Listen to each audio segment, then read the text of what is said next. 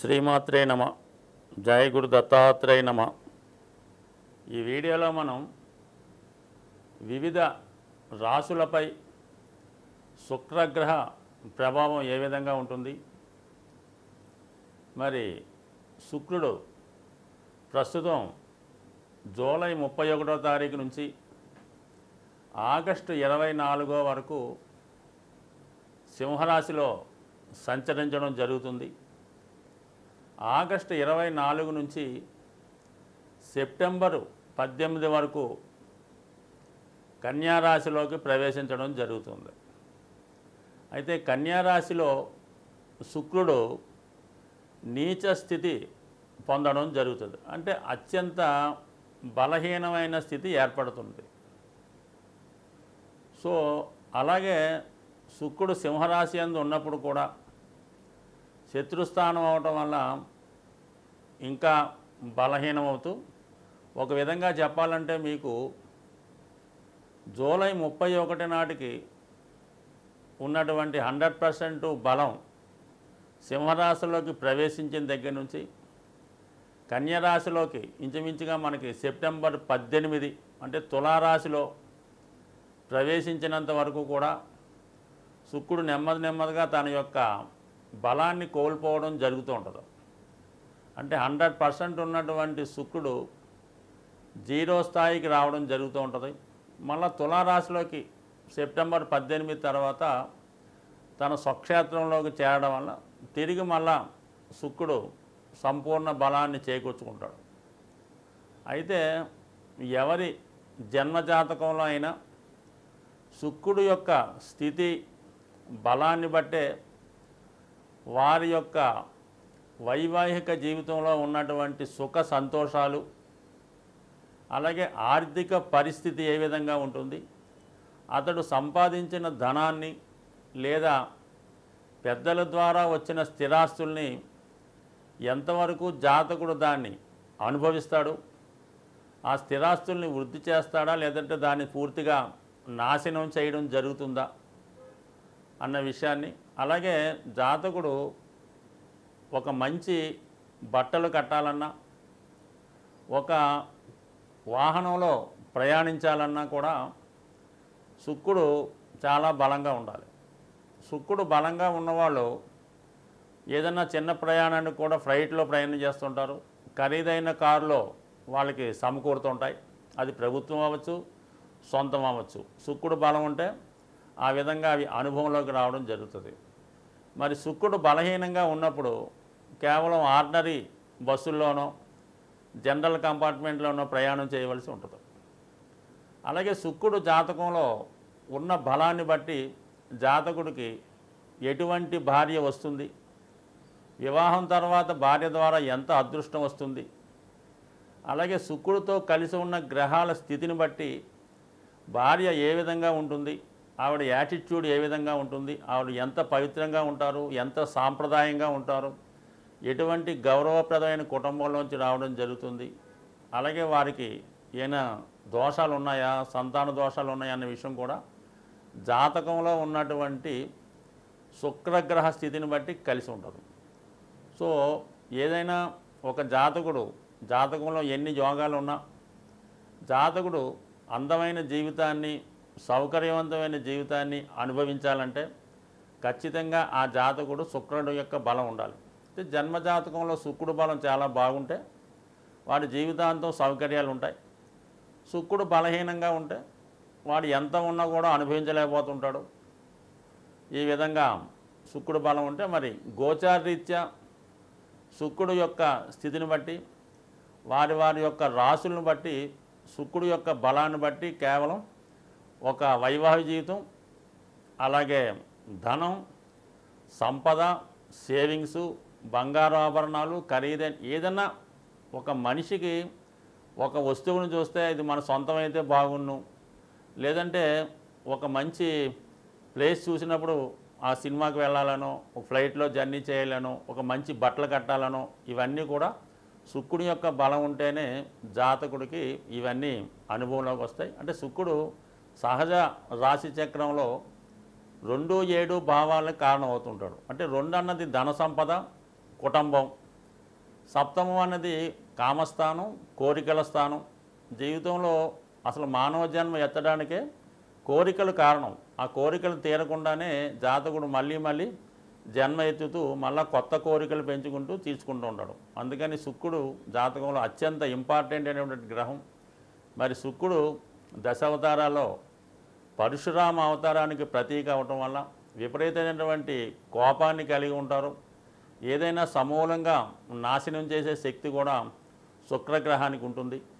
అలాగే నవగ్రహాల్లో అత్యంత శక్తివంత గ్రహం శుక్రగ్రహం. కేవలం శుక్రునికి మాత్రమే మృత సంజీవిని అనే అద్భుతమైన విద్య తెలిసింటే చనిపోయిన వాళ్ళని బతికించగలిగే శక్తి శుక్రగ్రహానికి ఉంటుంది.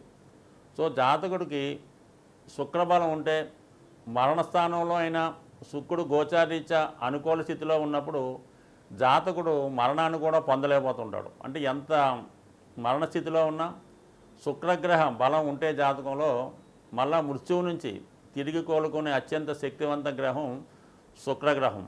అటువంటి శుక్రగ్రహం ప్రస్తుతం సింహరాశి అన్నది శత్రురాశి. ఎందుకంటే ఒక గ్రహం ఉచ్చస్థానంలోకి వెళ్తున్నప్పుడు బలాన్ని పొందుతూ ఉంటాడు. అంటే శుక్రుడు మీనరాశిలోకి వెళ్తే బలాన్ని పుంజుకోవడం జరుగుతూ ఉంటుంది, అది ఉచ్చస్థానం. మరి కన్యారాశిలోకి వచ్చినప్పుడు శుక్రుడు బలహీన స్థితి పొందడం జరుగుతూ ఉంటుంది. ఆల్రెడీ శుక్రుడు జలతత్వ గ్రహం, సింహరాశి అగ్నితత్వ గ్రహం. అందుకని శుక్రుడు ఈ సింహరాశిలో ప్రవేశించినప్పటి నుంచి వ్యక్తిగతంగా ప్రతి జాతకుడికి కూడా ఆర్థిక పరిస్థితి కంపల్సరీగా వాడు దాచుకున్న ధనం, సంపాదించిన ధనం ఆవిరైపోతూ ఉంటుంది, మనం మొత్తం ఖర్చు అయిపోవడం జరుగుతుంటుంది.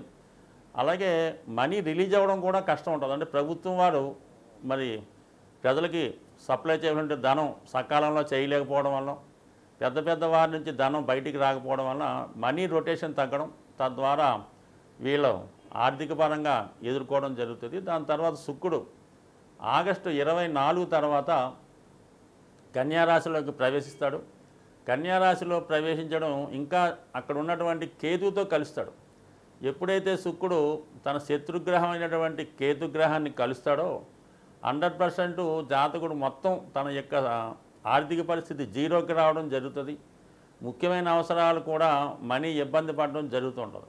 దానికి అదనంగా మనకి ఆగస్టు 27 నుంచి కుజుడు కూడా మిథున రాశిలోకి వచ్చి చతుర్థ దృష్టితో శుక్రుడిని కేతువుని చూడడం జరుగుతుంటుంది. అంటే రెండు శత్రుగ్రహాలు మన శుక్రుడి మీద వీక్షించడం వల్ల, శుక్రుడు బలహీనం అవటం వల్ల ఇది ఖచ్చితంగా జాతకుడికి ఏ రాశి వారైనా ఏ లగ్నం వారైనా వాళ్ళు ఖచ్చితంగా ఆర్థిక పరంగా చాలా స్ట్రగుల్ పడతారు. రెండు వైవాహిక జీవితంలో సమస్యలు ఎదుర్కొంటారు. వ్యక్తిగతంగా జాతకులు స్త్రీలై ఉంటే, స్త్రీ జాతకం అంటే ఖచ్చితంగా స్త్రీలకి అనారోగ్య సమస్యలు, అలాగే గైనికి సంబంధించిన ప్రాబ్లమ్స్, నరాలకు సంబంధించిన ప్రాబ్లమ్స్, చర్మ వ్యాధులు లాంటివి వచ్చే అవకాశం ఉంటుంది. కాబట్టి ఖచ్చితంగా స్త్రీలు ఇంచుమించుగా మనకి ఇప్పటి నుంచి రాబోయే సెప్టెంబర్ 18 వరకు చాలా విషయాల్లో జాగ్రత్త తీసుకోవాల్సి ఉంటుంది. మీనరాశి వారికి శుక్రుడు తృతీయ అష్టమాధిపతి, 2 పాపస్థానాలకి బాధ్యత వహిస్తూ ఉంటాడు. అలాగే మరి తృతీయం ప్రమాదాలకి కారణమవుతుంటాయి, అష్టమం ఆకస్మిక సంఘటనలకి కారణమవుతూ ఉంటాయి. రెండు కూడా ఒక విధంగా చాలా స్ట్రగుల్ పెట్టే స్థానాలు. 3, 8 సో ఈ స్థానాలు మీకు శుక్రుని ఆధీనంలో ఉండడం జరుగుతూ ఉంటుంది. అందుకనే సాధారణంగా ఈ మీనరాశి లేదా మీన లగ్నం వారికి స్త్రీల వల్ల నష్టాలు కష్టాలు కలుగుతుంటాయి. ముఖ్యంగా చాలా సందర్భాల్లో అంటే శుక్రుడి యొక్క బలాన్ని బట్టి ఉంటుంది అనుకుందాం, తోడబుట్టిన వారితో అంటే అక్క చెల్లెలతో కానీ, అంటే అక్కగారితో కానీ చెల్లెలతో కానీ విభేదాలు ఉండే అవకాశం ఉంది. సాధారణంగా వీళ్ళ జీవితంలోకి ఒకళ్ళు ప్రవేశిస్తే ఒకళ్ళు దూరం అవుతుంటారు. ముఖ్యంగా ఈ రాశివారు అంటే మనం శుక్రుడు సోదరులకి అక్క చెల్లెలకి కారణమవుతే చంద్రుడు తల్లికి కారణం అవుతూ ఉంటాడు. అలాగే వివాహం జరిగిన తర్వాత ముఖ్యంగా వీరికి అక్క చెల్లెళ్ళు దూరం అవుతారు, తల్లిగారితో కూడా అప్పటిదాకా ఉన్నటువంటి ప్రేమ అభిమానాలు సాన్నిధ్యం కొద్దిగా దూరమైనట్టు కనబడుతూ ఉంటుంది. అంటే ఏదో విధంగా బ్యాలెన్స్ చేయలేకపోతుంటారు. అటు తల్లిగారి యొక్క ఇటు భార్య యొక్క వీళ్ళ మధ్యలో మీరు బ్యాలెన్స్ చేయక సతమతం అవుతుంటారు. ఎవరో ఒకరినే మీకు మరి వాళ్ళతోనే మీరు మీ యొక్క ప్రేమ అభిమానులు పంచుకోవాల్సి ఉంటుంది. బట్ ఏదైనప్పుడు కూడా ఇది సున్నితమైనటువంటి మనస్తత్వం కాబట్టి చాలా వరకు ఈ మీనరాశి వారు ఎవరు దూరమైనా హర్ట్ అవుతూ ఉంటారు. అందరూ కావాలనుకుంటారు కానీ అటువైపు నుంచి అంత ప్రేమని పొందలేకపోతూ ఉంటారు. మరి ప్రస్తుతం శుక్రుడు శత్రుస్థానంలో ఉన్నాడు.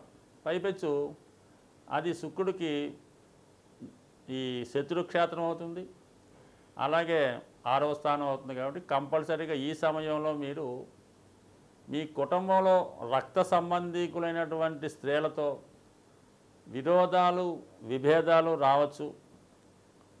లేదా మీ భార్యకో లేదంటే అమ్మగారికో ఏదో విధంగా సమస్యలు రావచ్చు. కోర్టు సమస్యలు అవ్వచ్చు, ఉద్యోగపరమైన సమస్యలు అవ్వచ్చు, లేదా అనారోగ్యపరమైన సమస్యలు రావచ్చు. సో అలాగే ఆగస్టు 24 సెప్టెంబర్ 18 మధ్యకాలంలో ఏదో ఒక సంఘటన మిమ్మల్ని చాలా ఇబ్బంది పెడుతుంది. అది మామూలు కుటుంబ సంబంధించిన విషయాలే అనుకుందాం.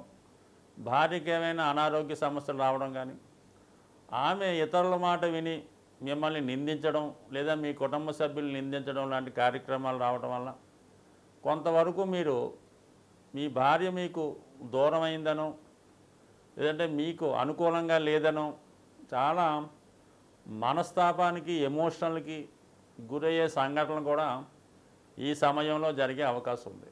సో ఏది ఏమైనప్పటికీ కూడా జూలై 31వ తారీఖు నుంచి సెప్టెంబర్ 18వ తారీఖు మధ్యలో మీరు ముఖ్యంగా మీ యొక్క బంధువులతో అక్కజెల్లెలు మదరు అలాగే భార్యతరు బంధువులతో చాలా సౌఖ్యంగా కంఫర్ట్గా వాళ్ళకి ఎటువంటి ఇబ్బంది లేకుండా వాళ్ళకి ఏ విధంగా కూడా బాధ కలిగించకుండా ప్రవర్తించుకోవడం మంచిది. ఫర్ ది సేమ్ టైం మీకు ఆర్థిక పరంగా కూడా కామన్గానే ఇప్పుడు మీకు బాగా ఫైనాన్షియల్ స్ట్రెస్ ఏర్పడింది. దానికి తోడు మరి ఈ శుక్రగ్రహ సంచారం మీకు జూలై 31 నుంచి సెప్టెంబర్ మధ్యకాలంలో విపరీతమైనటువంటి ఆర్థిక ఒత్తిడికి ఏర్పడే అవకాశం ఉంది. అలాగే మీరు మీ బంధువుల దగ్గర ఏమైనా చేయబదులో ఆర్థిక సహాయమో తీసుకొని ఉంటే తప్పనిసరి పరిస్థితుల్లో చెల్లించాలనే ఒత్తిడి మీ మీద రావచ్చు. ఈ కారణం వల్ల కూడా కొన్ని మనస్పర్ధలు గొడవలు వచ్చే అవకాశం ఉంది. కాబట్టి సాధ్యమైనంత వరకు ఏదో విధంగా ఈ సమస్యని సెప్టెంబర్ 18 వరకు పోస్ట్పోన్ చేస్తే దాని తర్వాత సర్వం సౌఖ్యంగా ఉండి మీ యొక్క సమస్యకి ఒక మంచి పరిష్కారం దొరికే అవకాశం ఉంది. శుక్రుని యొక్క ఇబ్బందుల నుంచి కష్టాల నుంచి బయటపడాలంటే ముఖ్యంగా మగవారు స్ఫటికమాల ధరించడం అన్నది చాలా అనుకూలిస్తుంది. దీనివల్ల మీరు ఎటువంటి వ్యామోహాలకి లొంగకుండా ఆర్థిక పరంగా స్థిరపడడం, మనసు కంట్రోల్లో ఉండడం జరుగుతూ ఉంటుంది. అందువలన కంపల్సరిగా మరి ఈ సమయంలో మీరు స్ఫటికమాల ధరించడం అన్నది ఉత్తమం. అలాగే ఆర్థిక పరంగా వ్యాపార అభివృద్ధికి గోమతి చక్రాలు ఒక 11 తీసుకొని చక్కగా శుభ్రంగా ఉన్నటువంటివి తీసుకొని ఒక కవర్లో ప్లాస్టిక్ కవర్లో బయటకు కనబడే విధంగా క్యాష్ బాక్స్లో పెట్టుకోవడం వల్ల చాలా మంచిది. అలాగే మరి అవకాశం ఉన్నవాళ్ళు మీ ఇంట్లో అవకాశం ఉండి మీకు ఆనవాయితీగా ఉంచుతుంటే చిన్నది ఒక బొటన వేలు ప్రమాణం గలది స్ఫటిక శివలింగం కానీ స్ఫటిక శ్రీచక్రం కానీ వీలైతే 2 ఒక చోట ఉంచుకొని మరి స్ఫటిక శ్రీచక్రానికి కుంకుమతోనూ పూజ చేయాలి, లేదంటే కుంకుమతో కప్పి ఉంచాలి. స్ఫటిక శివలింగాన్ని ప్రతిరోజు కూడా వీలైనంత వరకు శుభ్రమైనటువంటి వాటర్తో అభిషేకం చేస్తూ వీలైతే మారేడు దళం అక్కడ ఉంచడం వల్ల 100% మీ యొక్క ఈ శుక్రగ్రహ ఇబ్బందులు తగ్గుతాయి. ఇంకా అవకాశం ఉన్నవాళ్ళు చిన్నపిల్లల యొక్క అంటే ముఖ్యంగా అమ్మాయిల యొక్క పుట్టినరోజుకి కానీ వాళ్ళు వాణి ఫంక్షన్కి కానీ లేదంటే వారికి వివాహం అవుతున్నప్పుడు మీరు ఆ ఫంక్షన్లో పాలకోవా అక్కడ ఉన్నటువంటి వచ్చిన వారికి పంచిపెట్టడం, లేదా పెద్దగా భోజనాలు చేస్తుంటే పెరుగు, ఆవు పెరుగైనా ఒక 5 లీటర్లు, ముఖ్యంగా 6 లీటర్లు పెరుగు ఈ పెళ్ళి జరిగినప్పుడు అక్కడ వాళ్ళకి కామన్గా ఇస్తుంటారు కదా మన ఊరిలో, అలాగే ఇవ్వటం. ఈ విధంగా చేయడం వల్ల ఇంకా చాలా ఇబ్బందులు ఉన్నాయి అనుకున్నప్పుడు శుక్రవారం కానీ మంగళవారం కానీ సాయంకాల సమయంలో అంటే సూర్యాస్తమయ సమయంలో మరి ఏదన్నా హనుమాన్ టెంపుల్లో కానీ అమ్మవారి టెంపుల్లో కానీ 6 గులాబీ పువ్వులు వారికి టెంపుల్లో ఇవ్వడం, 6 ప్రదర్శనలు చేయడం వల్ల కంపల్సరిగా శుక్రుని యొక్క అనుగ్రహానికి పొందుతారు. ముఖ్యంగా స్త్రీలకి ఆరాధించడం అంటే వాళ్ళకి ముఖ్యంగా అక్క చెల్లెలకి విలువైనటువంటి పట్టు వస్త్రాలు బహుకరించి వాళ్ళ ఆశీర్వాదం తీసుకోవడం వల్ల మరి ఇప్పుడు వస్తున్నటువంటి నెలలో వస్తున్నటువంటి రాఖీ పండగ రోజు ఎవరైతే మీ యొక్క శ్రేయస్సు ఉన్నతి కోరుకుంటారో వారితో రాఖీ కట్టించుకోవడం వల్ల కూడా మీకు శుక్రగ్రహ అనుగ్రహం పొందే అవకాశం ఉంది. స్వస్తి.